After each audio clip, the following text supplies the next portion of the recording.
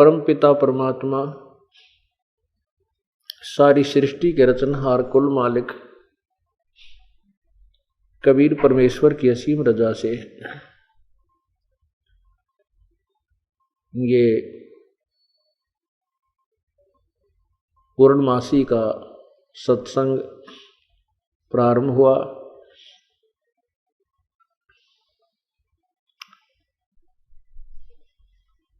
परमात्मा कहते हैं वो स्वयं ही यहाँ पर तत्वदर्शी संत बनकर आते हैं और अनजान संतों और ऋषि महर्षियों के द्वारा जो भक्ति का स्वरूप बिगाड़ दिया जाता है उसको स्वस्थ करने के लिए आते हैं। वो स्वयं ही परमात्मा होते हैं, वो परम अक्षर ब्रह्म वो स्वयं है, वही संत रूप धारण करते हैं, वही एक परम भक्त की भी भूमिका करते हैं।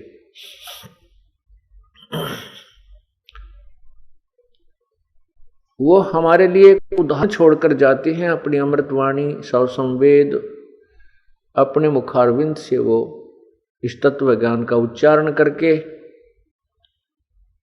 और एक अनमोल वस्तु हमारे को प्रदान कर जाते हैं। उसी तत्व ज्ञान में अर्थात सौ संवेद में क्या कहते हैं कबीर, राम बुलावा भेजिया दिया कबीरा रो, जो सुख है संत के संग में वो बैकुंठ में न हो। प्रभु कहते हैं कि एक सच्चे भक्त को जब तत्व ज्ञान हो जाता है, तत्व ज्ञान से वो परिचित हो जाता है, उस समय उसकी स्थिति ऐसी हो जाती है जैसे कहते हैं कि एक पूर्ण भक्त जो सच्चा भक्त है जिसको तत्व ज्ञान हो गया है और उसको यहाँ का ये राम काल भगवान काल राम यदि ये कहे कि चलो तुम स्वर्ग में चलो, तुम्हें स्वर्ग में वास देता हूं, कहते हैं परमात्मा कहते हैं हमने तो रोना आ जाता है कि जो सुख एक परम संत के पास होता है, परम संत के संग में होता है, वो सुख स्वर्ग में नहीं हो सकता। राम बुलावा भेजिया, राम बुलावा भेजिया दिया कबीरा रो, जो सुख है संत के संग में वो बैकुंठ में ना हो।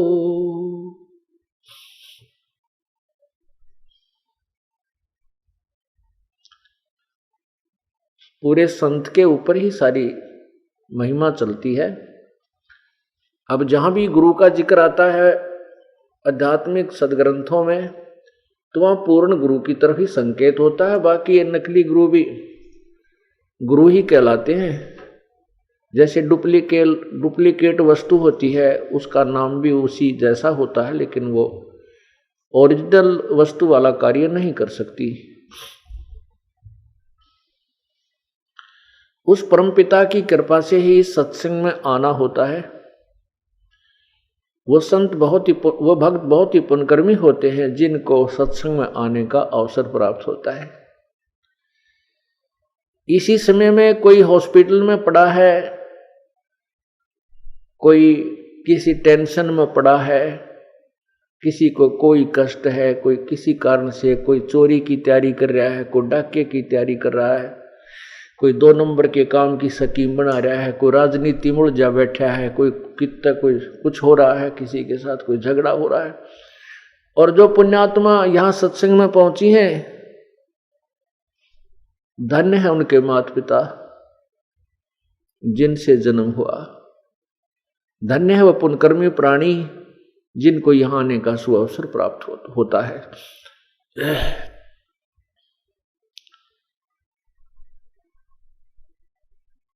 और सत्संग में आने से परमात्मा की महिमा का ज्ञान होता है।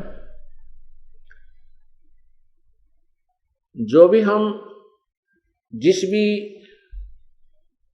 व्यवसाय के अंदर हम प्रवेश करते हैं उसका ज्ञान हमें पूरा होना चाहिए, तभी हम उस व्यवसाय में सफल होते हैं। ये भी एक सौदा है, ये राम नाम का सौदा है, राम नाम का बिजनेस है। इस बिजनेस के विषय में आप पूर्ण रूप से मास्टर हो जाइए, फिर देखना इसमें कितना आनंद आता है। जब तक आप इसके मास्टर नहीं होते, आपको ज्ञान नहीं होता, तो आपको कोई भी विचलित कर सकता है। दास का उद्देश्य यही रहा है कि मैं आपको ऐसे रंग में रंग दूं, आपको वो तत्व ज्ञान करा दूं कि छोटे छोटे बच्चे भी यहां के ब्रह्मा विष्णु महेश से भी विचलित नहीं हो पाएंगे।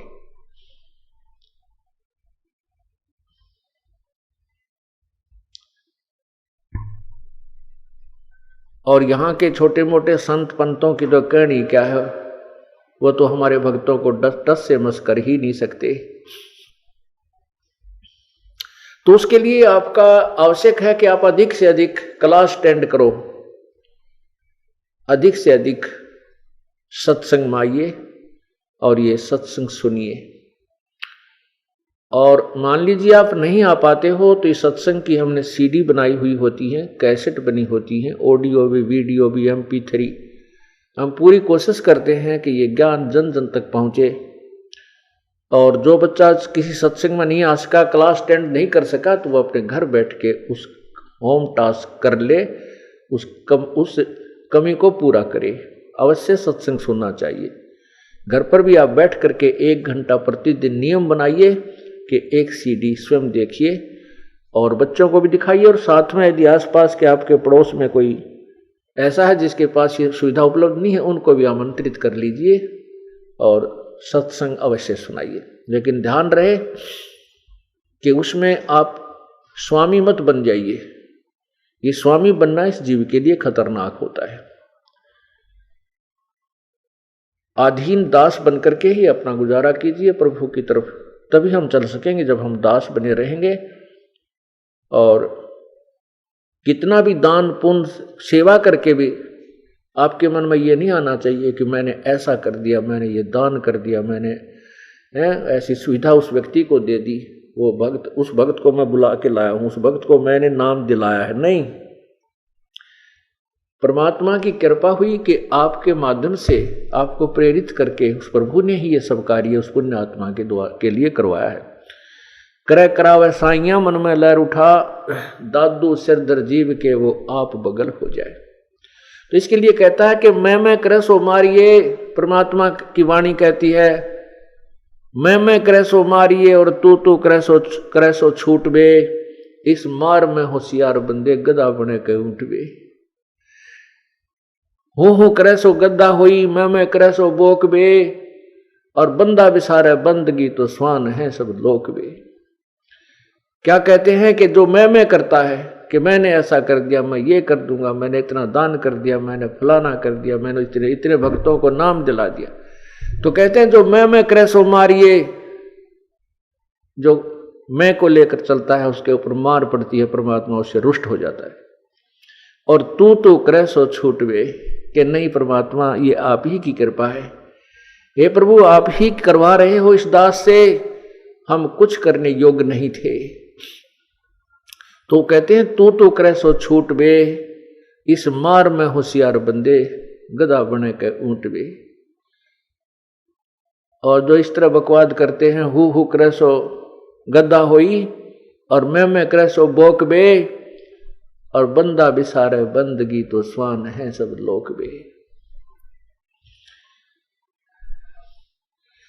हिरण्यकशिपु मैं किया कोटि 49 राज। ऐसे नरसिंह ले गया ज्योति तरकू बाज।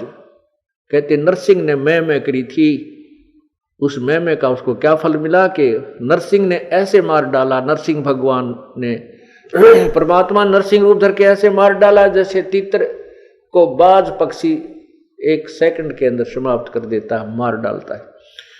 हमें उदाहरण देते हैं कि यदि आप भी मैं करोगे, अभिमान आपके अंदर समाएगा तो परमात्मा ये काल भगवान तुम्हें मार डालेगा, क्योंकि प्रभु अपना हाथ उठा लेगा तो काल फिर सिर पे मंडराता ही रहता है जीव के। सत्संग में आने से जीव को लाभ, बहुत ज्ञान होता है, लाभ होता है। कहते हैं संत मिलन को चालियो दिन में कई कई बारे, आसौज के में जो ये घना करे उपकारी।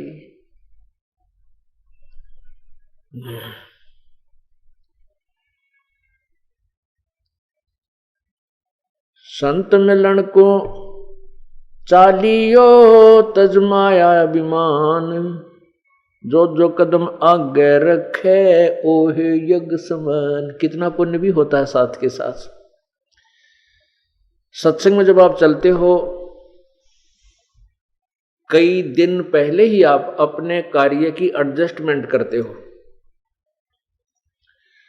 सर्विस वाला छुट्टी के लिए प्रयत्न जारी कर देता है, मजदूर है वो बेचारा अपने उसी तरह अपना काम को एडजस्ट करता है, किसान है, दुकानदार, बिजनेसमैन है, जो भी है वो कई दिन पहले से ही अपनी सेटलमेंट करके और सत्संग की तरफ चलता है। कहते हैं सत्संग में कैसे आना चाहिए। जैसे किसी व्यक्ति को किसी शहर के प्राइवेट और सरकारी हॉस्पिटल जवाब दे देते हैं और कहते हैं कि आप दिल्ली ऑल इंडिया इंस्टीट्यूट के अंदर अपनी चेकिंग कराइए।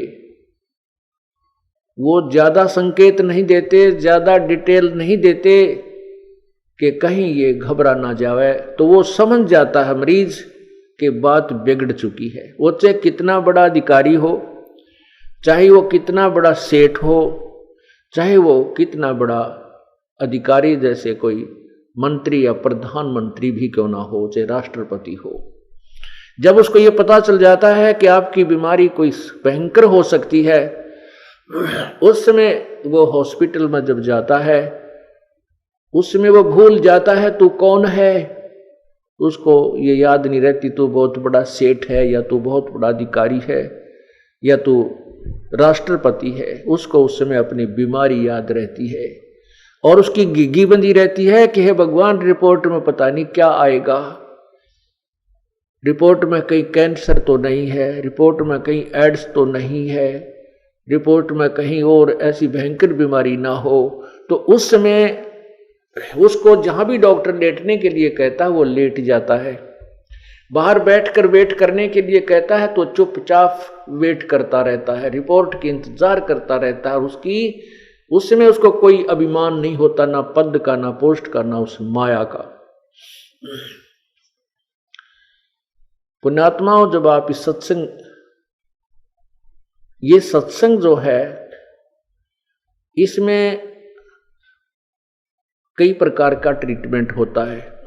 ये एक विद्यालय भी है और ये एक हॉस्पिटल भी है। जन्म मरण के दीर्घ रोग का ट्रीटमेंट इस सत्संग में होता है, जिसका कहीं इलाज नहीं। और अन्य बीमारियों का इलाज तो परमात्मा फ्री में करता है, वो तो कहना ही क्या है। डॉक्टर लोग भी जब कहते हैं कि भाई अब तो भगवान ही रखवाला है, जो हम दवाई दे रहे हैं ये भी अब कार्य करना बंद कर चुकी है, इसका परमात्मा ही।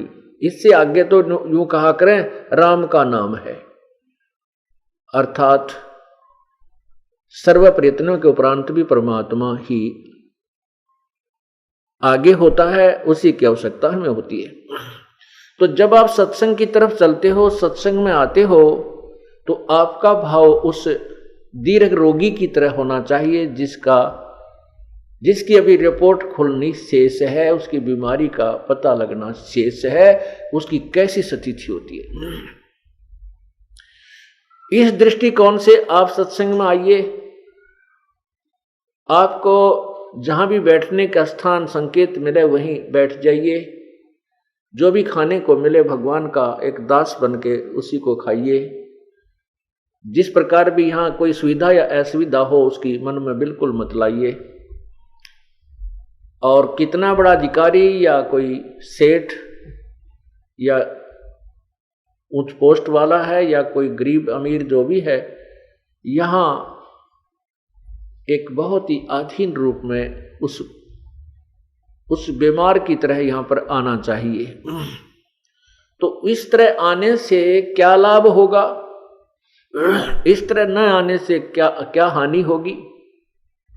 संत मिलन को चालियो तज माया अभिमाने, फिर जो कदम आगे रखे है ओ हे यज्ञ समान। जितने भी कदम इस साधिनी के इस तरीके से आप आओगे सत्संग में, तो आपका एक कदम एक यज्ञ के तुल्य पुण्यदायक होगा। अब हिसाब लाना आप कहां से चले हो और यहां तक कितने कदम आपके हो गए, ये पुण्य आपको प्राप्त हुए। हम युगों युगों के भक्तिहीन हैं, हम कंगाल हैं, निर्धन हैं भक्ति में, और हमारे ऊपर इस काल का बहुत ज्यादा ऋण है। हमारे पाप कर्म बहुत अत्यधिक संचित हैं। हमारे जो पाप कर्म है वो अत्यधिक संचित हैं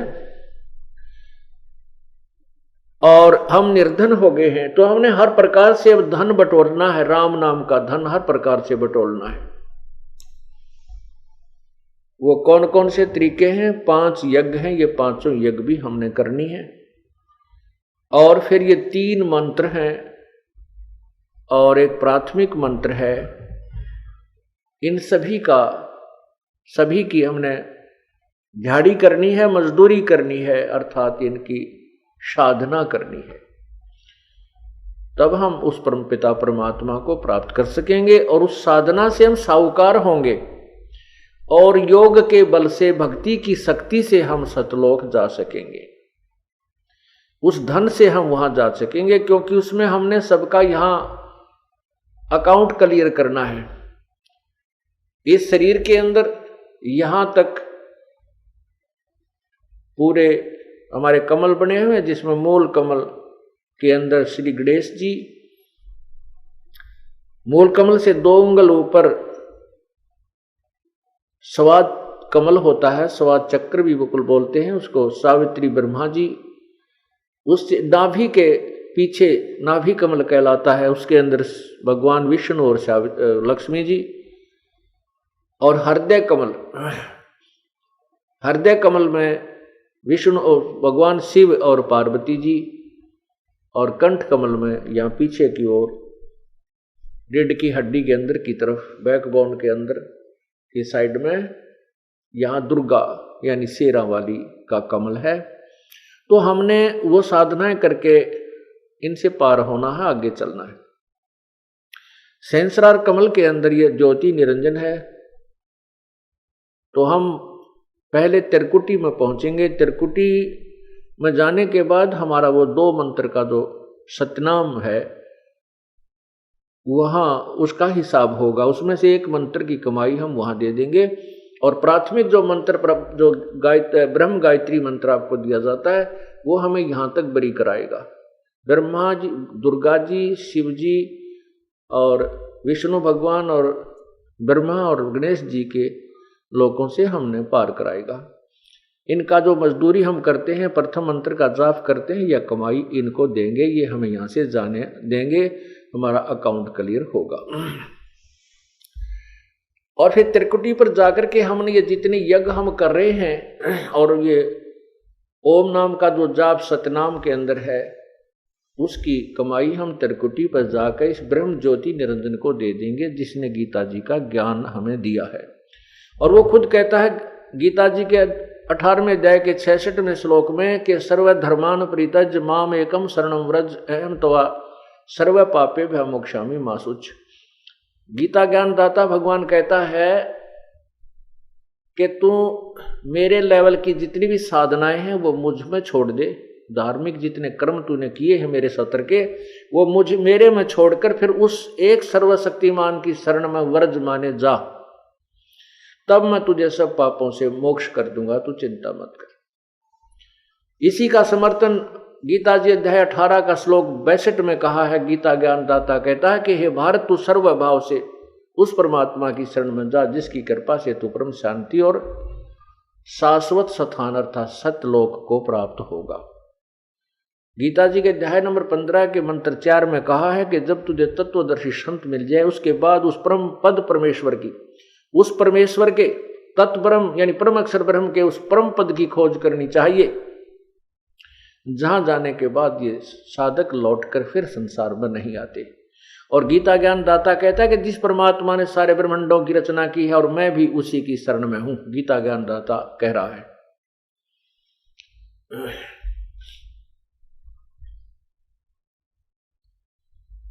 तो इस प्रकार सतनाम का जो दूसरा मंत्र होता है, ये 2 अक्षर का होता है सत्यनाम। तत् है वो तत् सांकेतिक है, जिन्होंने दूसरा मंत्र प्राप्त है उनको पता है। तो उस दूसरे मंत्र की जो कमाई हम आगे देंगे, जो परब्रह्म के लोकों को पार करेंगे। और तीसरा मंत्र जो सार नाम है वो हमें सतलोक में स्थायी स्थान दिलाएगा, उसकी कमाई सतलोक में ले जाएगी। तो प्रसंग चल रहा है कि हमने धनी होना है, बहुत से यज्ञ करने हैं। राजा लोग धनी होते थे, वित्तीय धनी होते थे, वो बहुत से यज्ञ किया करते थे। कोई 100 यज्ञ कर देता था, कोई 200 कोई 1000 यज्ञ करते थे। अब हमारे पास इतना वित्त नहीं है, लेकिन परमात्मा ने तरीके बताए हैं कि संत मिलन को चालिए तज माया अभिमान, और जो जो कदम आगे रखे ओ है यज्ञ समान। तो आप अपने घर से यहां तक आए हो, जितने भी कदम आपके रखे गए वो आपके एक एक यज्ञ के तुल्य पुण्यदायक हैं। फिर यहां पर अन्य यज्ञ भी आपको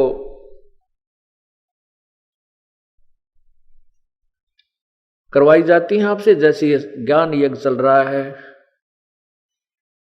और यहां पर हवन चल रहा है परमात्मा का। जितने भी पाठ भक्तजन करवाते हैं, प्रत्येक भक्त की एक एक ज्योति यहां अलग से जगाई जाती है, जो 3 दिन या 5 दिन या 7 दिन, जितने दिन भी ये सत्संग चलता है वो अखंड जगती रहती है।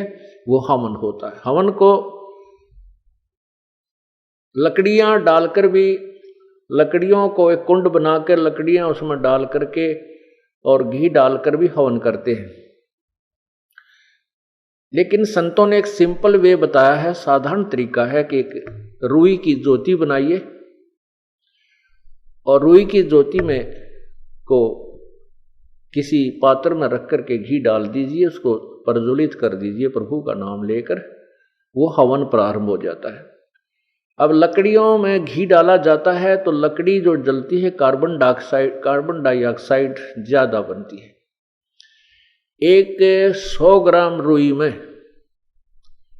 आप 10 क्विंटल घी का हवन कर सकते हो, बशर्ते कि वो घी उसमें प्रॉपर डालते रहिए।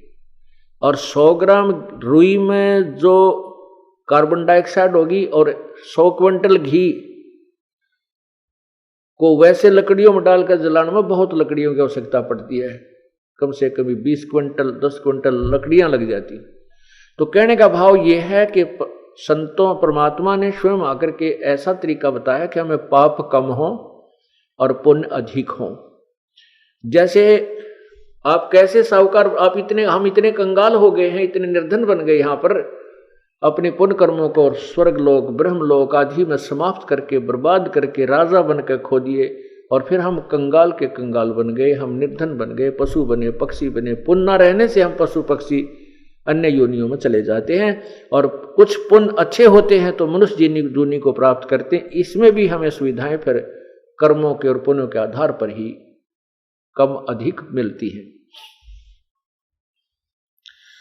तो परमात्मा ने ऐसा तरीका बताया है कि एक तो ये आपको बताया कि बहुत विनम्र होकर सत्संग माना चाहिए, या बहुत विनम्रता के साथ रहना चाहिए, अभिमान नहीं होना चाहिए, क्योंकि हमने परमात्मा पाना है। जब हम कार्य छोड़कर आते हैं, घर भी त्यागते हैं और अपना सब 2 पैसा भी खर्च करके आते हैं बसों में, तो हम यहाँ आते हैं तो उस काम को पूरा ही कीजिए।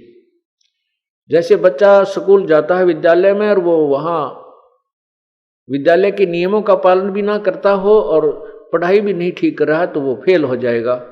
असफल होने के बाद फिर बाद में बहुत पछताएगा, फिर पछताने से कुछ लाभ नहीं होगा। उसके लिए कहते हैं अच्छे दिन पाछे गए गुरु से किया ना हेत, अब पछतावा क्या करे वीरा चिड़िया चुगी खेत। तो पुण्यात्मा आप विद्यार्थी हैं, आप भक्त हैं और आप भक्ति नहीं करोगे तो फिर लाभ क्या होगा? फिर इस स्कूल में प्रवेश पाने का आपको लाभ क्या होगा? कुछ नहीं होगा। इसलिए आप स्कूल में आए हो तो तन मन से परमात्मा पर आश्रित होजिए और धन, तभी आप परमात्मा को पा पाओगे। क्योंकि हर प्रकार से हमने प्रत्येक क्रिया को करके ही सफलता प्राप्त कर ली है। जैसे अभी प्रसंग चल रहा था कि हम निर्धन बहुत हो गए और परमात्मा ने ऐसा तरीका बना दिया कि हम शीघ्र साहूकार बन जाएंगे, धनी बन जाएंगे भक्ति की। कैसे? सतनाम पालड़ रंग होरी हो तो ना तुल तुलाया राम। सतनाम पालड़ रंग होरी हो 14 लोक चढ़ाव राम रंग होरी हो। 3 लोक पासंग धर रंग होरी हो तो ना तुल तुलाया राम रंग होरी हो। क्या बताते हैं कि एक सतनाम, सच्चा नाम, सतनाम जो 2 अक्षर का होता है, जिसमें एक ओम मंत्र है और दूसरा तत्व मंत्र है जो सांकेतिक है, जो दास आपको बताता है। जब आप प्रथम मंत्र प्राप्त करके और 4 महीने के बाद आपको द्वितीय मंत्र अर्थात सतनाम दिया जाता है, उसको बताया जाता है। आप इसको किसी को नहीं बता सकते क्योंकि आप अधिकारी नहीं और आपको हानि हो जाएगी। तो ये सतनाम का एक सिमरन श्वास उस श्वास से करना होता है। परमात्मा कहते कहता हूं कहीं जाते हूं कहूं बजा के ढोले। श्वास जो खाली जात है ये 3 लोक का मोल। और अभी गरीबदास साहिब जी ने परमात्मा से प्राप्त उस तत्व ज्ञान के आधार पर क्या बताया है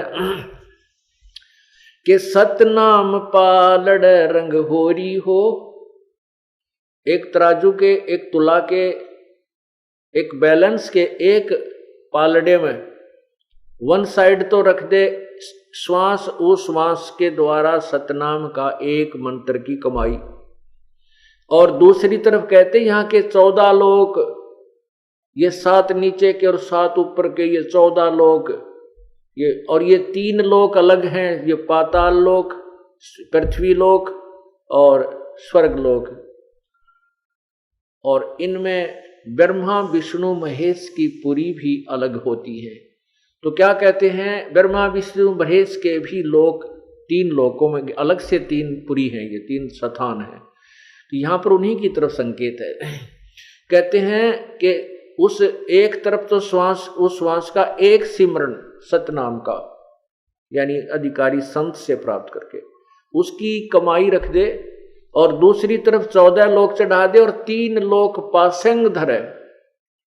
पासिंग क्या होती है कि पहले पुराने समय में एक तराजू होते थे, ये हाथ तो पकड़े, अब तो बहुत सेंसिटिव आगे हैं, इलेक्ट्रॉनिक्स के भी तराजू बन गए हैं, बैलेंस बन गई है तुला।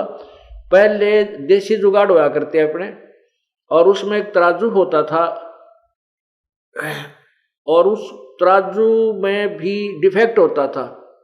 पासिंग बोले डिफेक्ट हो उसमें, उस डिफेक्ट को ठीक करने के लिए, बैलेंस बनाने के लिए जो सामग्री तोला करते थे, जैसे कोई चने तोला है, गुड़ तोलता है या खांड तोला है, तो उसी में से कुछ उठाकर उस साइड में रख लेते थे जिस साइड में वो डिफेक्ट था, उसको लेवल करने के लिए, बैलेंस करने के लिए, इक्विवेलेंट करने के लिए। और उसी साइड में फिर बट्टे रखा करते, बाट, और दूसरी तरफ फिर वो कणक या जो भी तोलना है उसको तोला करते थे। कहने का भाव यह है कि जो वो पासिंग डिफेक्ट करने के लिए रखा करते, वह तो कोई कीमत नहीं होती, वो तुम्हें गिरा करते ठा करके।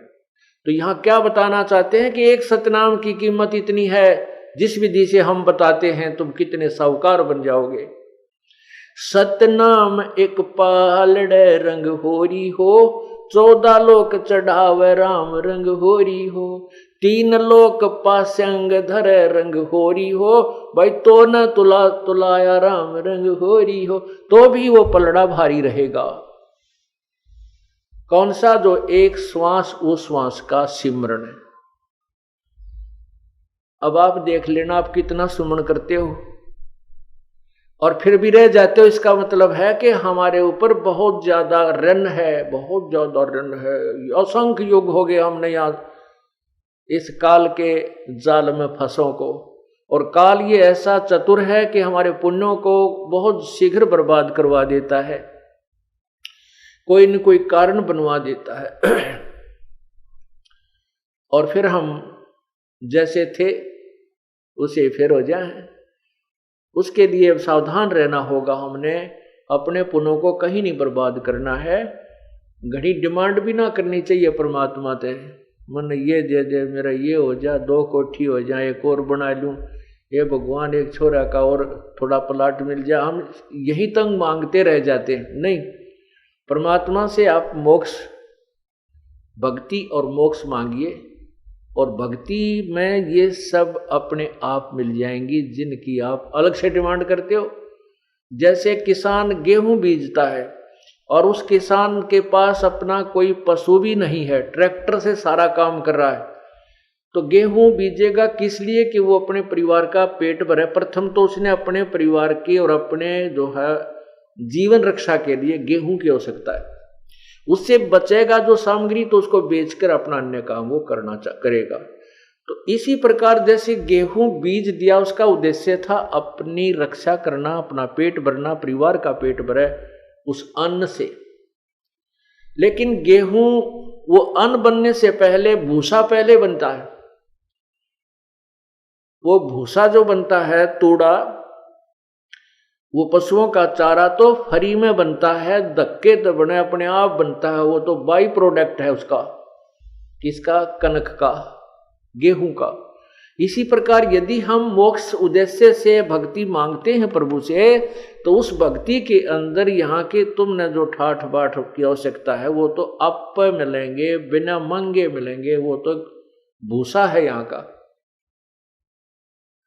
कोई बात नहीं, अभी ज्ञान नहीं है क्योंकि हम बहुत सताए हुए हैं दुखों के, तो उसके लिए कुछ तो परमात्मा अपने आशीर्वाद से तुम्हें एडवांस लाभ दे देता ताकि आपकी श्रद्धा कबीर परमेश्वर में बने कि ये भगवान है। उसके बाद फिर कहता है कि पुत्र अब तुम खुद करो, बेटा बेटी अब तुम साहूकार बनो, तुम स्वयं मेहनत करो, इस नाम का जाप करो, इस तरह धर्म करो, ये पुण्य करो। तो जैसे कोई ज्यादा कहता है मुझे ऐसी तकलीफ है, मैं ऐसा है, तो हम कहते हैं तुम एक हवन के लिए, ज्योति के लिए संकल्प करो। इसी को कहते हैं आप पाठ के लिए संकल्प करो, क्योंकि हम अपने आशीर्वाद, परमात्मा अपने आशीर्वाद से तो आपको देता ही देता, उसके बावजूद भी आप इतने वीक हो चुके हो कि फिर भी उभरते उभरते समय लग रहा है। तो उसको कवर करने के लिए वो आपको बताया जाता है कि ऐसा कर दीजिए। लेकिन जो कहते हैं बिन इच्छा दो देत है सो दान कहावे, और फल बाँचे नहीं तास का वो अमरापुर जावे। जैसे आप पुण्य करते हो या हवन के लिए, कोई भी ज्योति के लिए जो दान करते हो, ये सबसे उत्तम बताया है कि कोई बिना डिमांड के करना चाहिए, इसमें दोनों फल मिलते हैं। यदि हम किसी डिमांड की कोई परमात्मा से मांग करके जो पुण्य करते हैं, वो काम तो हो जाता है लेकिन वो पुण्य बराबर हो गया, उस पुण्य के प्रतिफल में आपने ले लिया। और बिन इच्छा जो देते सो दान कहावे, फल बाँचे नहीं तास का वो अमरापुर जावे। जो दान आप करते हो सब इच्छा से, कर्तव्य समझकर, जैसे गीता जी के 3रे अध्याय में लिखा है कि जो व्यक्ति परमात्मा के दिए हुए उस धन में से जो दान नहीं करता वो तो पापी, एक पाप खाता है। इसलिए हमारा परम कर्तव्य है कि हम कुछ पुण्य करें, यज्ञ करें। तो उसके लिए हमारा परम कर्तव्य समझ करके हम जो पुण्य दान जो भी करते हैं, पाठ आदि करवाते हैं, उसका फल दोनों लाभ देता है। वो आपके जो काम अड़े हुए हैं उनको भी सेट करता है, क्योंकि आपने बिन इच्छा एक कर्तव्य समझकर दान पाठ आदि करवाया है, और आपको सतलोक जाने के लिए भी उसका पुण्य सहयोगी शेष रह जाता है। अब जो प्रसंग चल रहा था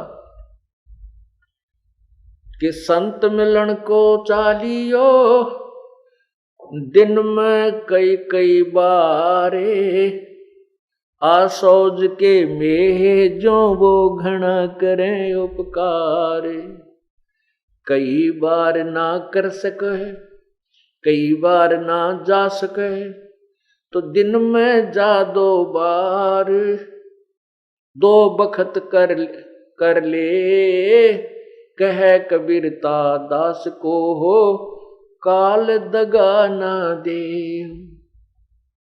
कहते हैं संत के दर्शन यदि तू कई बार ना कर सक तो दिन में 2 बार कर ले। और 2 बार भी, क्योंकि 2 बार तो दूर वाले नहीं कर सकते, उनके लिए कहा कि 2 बार नहीं कर सकता है तो कर 1 वक्त कर ले। 1 वक्त भी नहीं कर सकता है तो हफ्ते में 1 बार अवश्य दर्शन कीजिए। हफ्ते में भी नहीं कर सकता है तो 15 दिन में अवश्य दौड़ कर जाइए। और हफ्ते 15वें दिन भी नहीं कर सकता है, 1 पखवाड़े भी नहीं कर सकता है, तो मंथ में 1 महीने में तो अवश्य ही जाइए।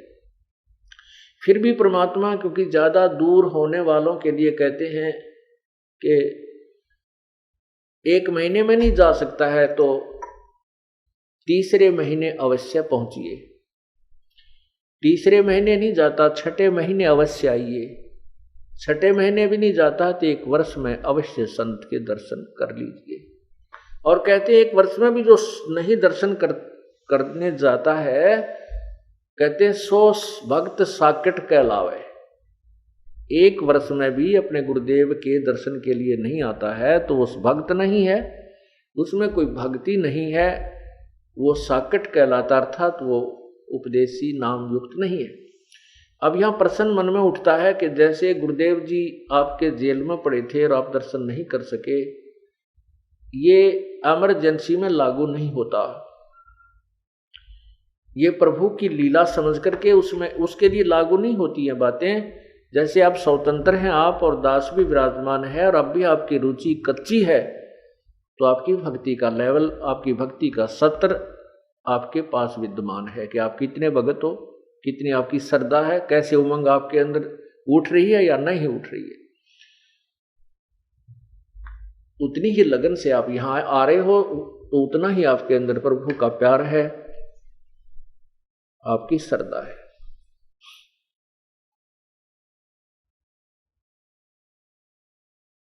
अब सतगुरु की महिमा जो बताई जाती है कि सतगुरु क्या क्या बताते हैं, सतगुरु के दरबार में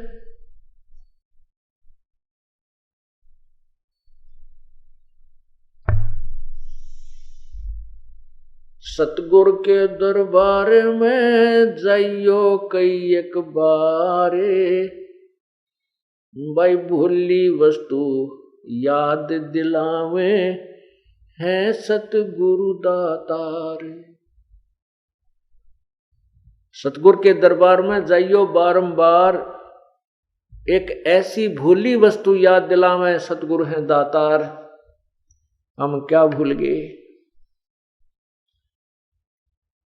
राम नाम सौदा करो, राम नाम निज सार है, राम नाम निज मूले, राम नाम सौदा करो भाई, राम नाम ना बोले।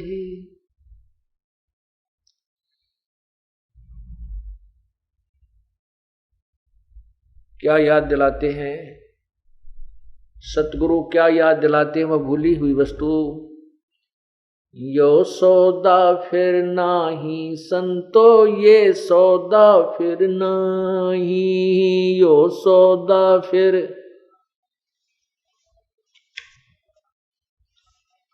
यो सौदा फिर नाही रे संतो, यो सौदा फिर नाही, ये सौदा फिर नाही रे संतो।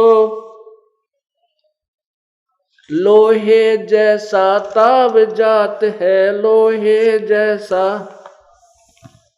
काया दे सराही रे संतो, यो सौदा फिर नाही, यो सौदा फिर नाही रे संतो। तीन लो यो दम टूटे पेंडा फूटे, यो दम टूटे पेंडा फूटे, हो लेखा दरगा माही रे संतो, यो सौदा फिर नाही, यो सौदा।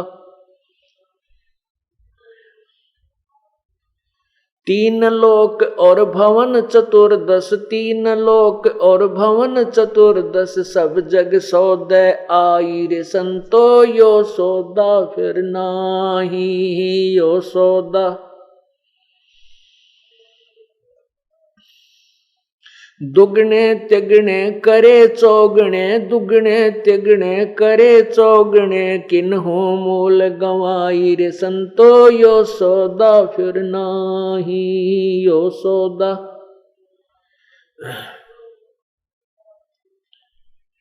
यो दम टूटे पेंडा फूटे, यो दम टूटे पेंडा फूटे, हो लेखा दरगा माही रे संतो, यो सौदा फिर नाही, यो सौदा। उस दरगाह में मार पड़ेगी, उस दरगाह में मार पड़ेगी, जम पकड़ेंगे बाही रे संतो, यो सौदा फिर नाही, सौदा फिर। वा दिन की मोह डरनी लागे, वा दिन की मोह डरनी लागे, लज्जा रयक नाही रे संतो, यो सौदा फिर नाही, यो सौदा। नर नारायण देह पायक, नर नारायण देह पायक, फेर 84 जाही रे संतो, यो सौदा फिर नाही, यो सौदा। जा सतगुरु की मैं बलिहारी, जा सतगुरु की मैं बलिहारी, जो जामन मरण मिटाई रे संतो, यो सौदा फिर नाही, यो सौदा। कुल परिवार तेरा सकल कबीला, कुल परिवार तेरा सकल कबीला, मसलत एक ठराई रे संतो, यो सौदा फिर नाही, यो सौदा फिर। बांध पिंजरी आगे धर लिया, बांध पिंजरी आगे धर लिया, फिर मरहट को ले जाई रे संतो, यो सौदा फिर नाही, यो सौदा। अग्नि लगा दिया जद लंबा, अग्नि लगा दिया जद लंबा, फूक दिया उस ठाही रे संतो, यो सौदा फिर नाही, यो सौदा। वेद बांध फिर पंडित आए, वेद बांध फिर पंडित आए, पीछे गरुड़ पढ़ाई रे संतो, यो सौदा फिर नाही, यो सौदा। नरसेती तू पशुआ की जय, नरसेती तू पशुआ की जय, गद्दा बैल बनाई रे संतो, यो सौदा फिर नाही, यो सौदा। ये 56 भोग कहाँ मन बोरे, 56 भोग कहाँ मन बोरे, कित कुरड़ी चरणे जाई रे संतो, यो सौदा फिर नाही, यो सौदा। प्रेतशिला पे जा बिराजो, प्रेतशिला पे जा बिराजो, पितरों पिंड भराई रे संतो, यो सौदा फिर नाही, यो सौदा। बहुर श्राद्ध खान को आए, बहुर श्राद्ध खान को आए, काग भये कलमाई रे संतो, यो सौदा फिर नाही, यो सौदा। जय सतगुरु की संगत करते, जय सतगुरु की संगत करते, ये सकल कर्म कट जाई रे संतो, यो सौदा फिर नाही, यो सौदा। अमरपुरी में आसन होते, अमरपुरी में आसन होते, जहां धूप ना छाई रे संतो, यो सौदा फिर नाही, यो सौदा। सुरत नृत मन पवन पियाना, सुरत नृत मन पवन पियाना, शब्द शब्द समाई रे संतो, यो सौदा फिर नाही, यो सौदा। गरीबदास गलतान महल में, गरीबदास गलतान महल में, मिले कबीर गुसाई रे संतो, यो सौदा फिर नाही, यो सौदा। गरीबदास गलतान महल में, गरीबदास गलतान महल में, मिले कबीर गोसाई रे संतो, यो सौदा फिर नाही, यो सौदा। सत साहिब। अब सत्संग के अंदर संत वो भूली हुई वस्तु को याद दिलाते हैं, जिसके ज्ञान के बिना हम बहुत गलतियां कर जाते हैं और अनमोल मनुष्य जीवन को बर्बाद कर देते हैं। इस अमरवाणी में क्या बताया है, आदरणीय गरीबदास साहिब जी ने परमात्मा के दर्शन उपरांत जब प्रभु के से मिलन हुआ, परमेश्वर ने उनको तत्व ज्ञान बख्शा, उसके बाद उन्होंने उसी तत्व ज्ञान को अपने वाणी के माध्यम से, अपने वचन के माध्यम से निर्णायक तरीके से बताया है। क्या बताया है कि ये सौदा फिर नाही संतो, यो सौदा फिर नाही। अब कोई तो बिजनेस करता है किसी प्रकार का, और उससे वो केवल सांसारिक यहाँ की सुविधाओं के लिए ही वो धन एकत्रित करता है, और वो यहाँ से जब प्रस्थान करता है, इस लोक को त्याग कर वो दूसरे लोक में जाने की तैयारी करता है, उस समय वो सारे जीवन का जोड़ा हुआ धन उसका यही रह जाता है। तो ये भी सौदा अच्छा नहीं लगा। चाहे कोई राजा बना है, राजा की भी मृत्यु हो जाती है, राजा की मृत्यु हो जाती है, उसके सारे ठाठ बाट यही रह जाते हैं। ये भी सौदा ठीक नहीं जचा। कौन सा सौदा है? राम नाम निज सारे है, राम नाम निज मोले, राम नाम सौदा करो भाई, राम नाम ना भूले। अब कौन से राम का नाम जपे? अब ये भी हमने ध्यान रखना है कि कौन से राम के ऊपर की तरफ संकेत है। हाँ, राम जैसे सुबह के सत्संग में आपको बताया गया था, राम कहो, साहिब कहो, अल्लाह कहो, गॉड कहो, रब कहो, ये एक शक्ति बोधक शब्द है। मालिक कहो, स्वामी कहो। इसी प्रकार तीन लोक के राम हैं, ब्रह्मा विष्णु महेश। एक एक विभाग के राम स्वामी हैं, मंत्री हैं, भगवान हैं। रजोगुण विभाग के ब्रह्मा जी, सतोगुण विभाग के विष्णु जी, और तमोगुण विभाग के शिव जी। इनके पिताजी एक ब्रह्मांड में राम हैं, जो ब्रह्मा विष्णु महेश से ऊपर समझो एक मुख्यमंत्री एक प्रांत में होता है, और पूर्ण परमात्मा समझो पूरी पृथ्वी का शासक हो, ऐसा जो उसमें शक्ति होती है, वो भी दूसरे भी स्वामी होते हैं, प्रभु होते हैं, राम होते हैं, उनमें शक्ति उतनी नहीं होती जितनी पृथ्वीपति में होती है। ऐसे ही कुल मालिक पूर्ण परमात्मा, पूर्ण ब्रह्म, परम अक्षर ब्रह्म राम में, यानी उस राम के अंदर जो शक्ति है वो अन्य में नहीं है। तो पवित्र गीता जी ने भी यही कहा है कि उस परमात्मा की कृपा से, उस परमात्मा की साधना से ही तो पूर्ण मोक्ष प्राप्त करेगा और तेरा जन्म मृत्यु का झंझट सदा के लिए समाप्त हो जाएगा। तो हम उस राम की तरफ संकेत करें।